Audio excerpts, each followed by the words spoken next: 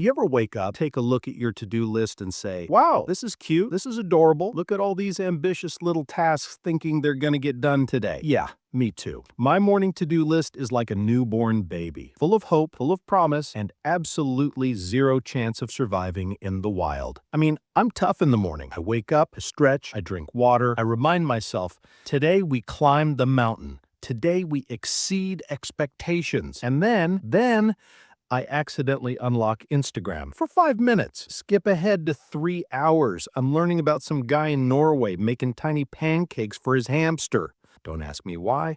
Don't ask me how. It's just part of the climb, I guess. So this is the thing. We all have this mountain, right? The mountain of expectations. And the worst part, half the time, we built it ourselves. Like, no one told me to start a side hustle, learn Spanish, and get abs by summer. No one said that. That was me. Me with my New Year's resolution fervor and my zero reality factor.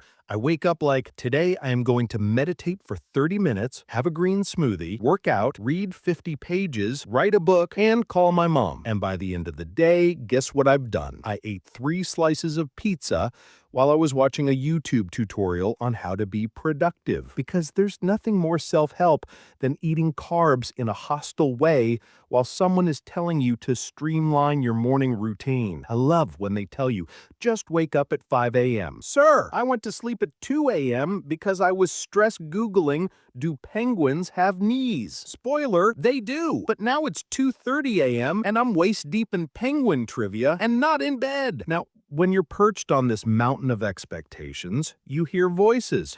Not spooky voices, just annoying voices. Down at the bottom, the voices are like, you got this, champ. Sky's the limit. And you're like, yeah, let's go. I'm unstoppable. 2 hours later, the same exact voices are like, wow, still in bed, huh? Interesting strategy for success. Like, excuse me? I did not ask for comment from my imaginary cheer squad. If you're not going to help me fold laundry, then shut it, Brenda. And of course, you start comparing yourself to other climbers. Oh, look at Sarah climbing Mount Everest. And I just ate a whole sleeve of Oreos. And not even the normal kind, the family package, because I guess I am the family now. You ever notice how the summit of the mountain keeps on changing? Like, you get one thing done and then, cool, now do more. Got the degree? Nice. Get a job. Got the job? Cool. Buy a house. Got the house? Great. Now renovate the kitchen. Start a podcast. And also, why not run a marathon? By this point, I'm like, can I just sit on this rock and eat my granola bar in peace? No. Okay. You know what's at the top of the mountain of expectations? Nothing. Just more mountain. And maybe a guy who sells $12 water in a bottle. Now, here's where it gets weird. Last week, I was climbing my metaphorical mountain, okay? Productive. And I thought,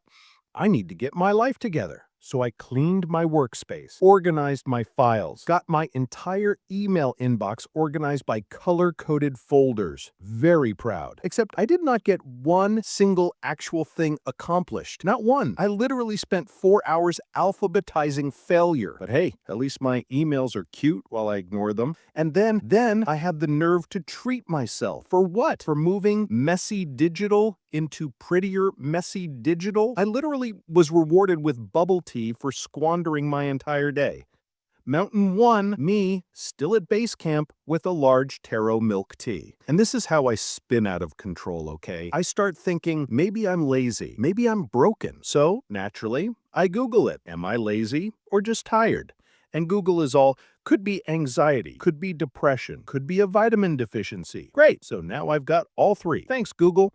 There comes a point when I run out of steam. Not literally, though I have walked through some doors because, well, phone. But in my head, I just sit there, gazing up at the mountain like, yes, that's not going to happen. And honestly, it's sort of calm. I start to daydream about what would happen if I just gave up climbing. Like, quit the whole thing, live in a cave halfway up the mountain, grow a beard, start a new life as that weird guy who tells stories to goats. Honestly, sounds relaxing. But then, in the middle of my cave fantasy, I noticed something. The view. It's actually amazing. Like, I've been so busy staring at the peak, I didn't notice the valley below, the trees, the river, the little wins I've had along the way. And I'm like, wait, what if the climb is the point? Mind blown. Inspirational background music, please. Because here's the thing. The mountain of expectations, it never ends. Even if you reach the top, you'll see another in the distance, and another, and another. So maybe the trick is not to reach the top. Maybe the trick is to accept where you are, to enjoy the view, to eat your granola bar without guilt. And maybe, just maybe, to not criticize yourself for not ascending Everest every Tuesday. Because honestly, I'm not a mountain goat. I'm a tired little raccoon who just wants to sniff out snacks and not get hurt. So yeah, the mountain of expectation is real, and it's exhausting. But maybe the mission isn't to climb the mountain. Maybe the mission is to stop and laugh at how ridiculous it all is. To say, hey, I did something today. Maybe not everything, but something. And if the most you've done all day is watch someone in Norway flip pancakes for his hamster, guess what? That's still a cultural experience. You're basically worldly. So relax, take a breath, and eat the granola bar. And don't forget, even raccoons don't need a vision board. Okay, that's all for me. I have another mountain to climb, aka the pile of laundry on my bed. Good luck to me.